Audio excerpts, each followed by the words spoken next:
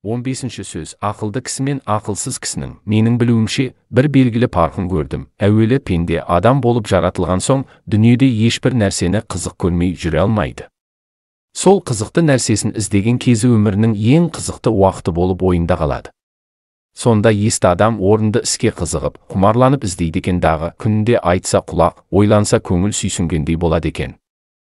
Оған бұл өткен өмірдің өкініші де жоқ болады екен. Есер кісі орнын таппай, не болса сол бір баянсыз, бағасыз нәрсеге қызығып, құмар болып, өмірінің қызықты, қымбатты шағын итқорлықпен өткізіп алады екен дағы, күнінде өкінгені пайда болмайды екен.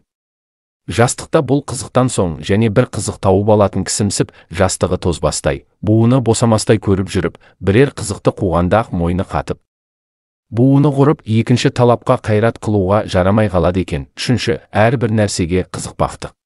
Ол өзі бойға құмарлық пайда қылатын нәрсе екен. Әрбір құмарлық өзіне бір дерт болады екен. Әртүрлі құмар болған нәрсеге жеткенде, яки әне-міне, жетер-жетпес болып жүргенде, бір түрлі мастық пайда болады екен. Әрбір мастық бойдан оғатты көп шығарып, ақылдың көзін байлап, төңіректегі қараушылардың көзін ашып, ананы-мынаны дегізіп, бойды сынататұғын нәрсе екен.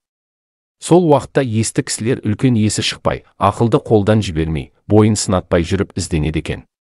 Есер кісілер ер тоқымын тастап, бөркі түсіп қалып, етегі атының кін жауып кетіп, екі көзі аспанда, жынды кісіше шаба беруді біледі екен. Соны көрдім. Егерде есті кісілердің қатарында болғың келсе, күнінде бір мәртебе, болмаса жұмасында бір. Ең болмаса айында бір, өзіңнен өзің есеп ал.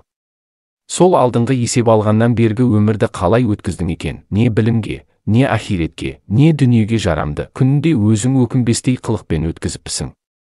Жоқ, болмаса, не қылып өткізгеніңді өзіңде білмей қалыпсың.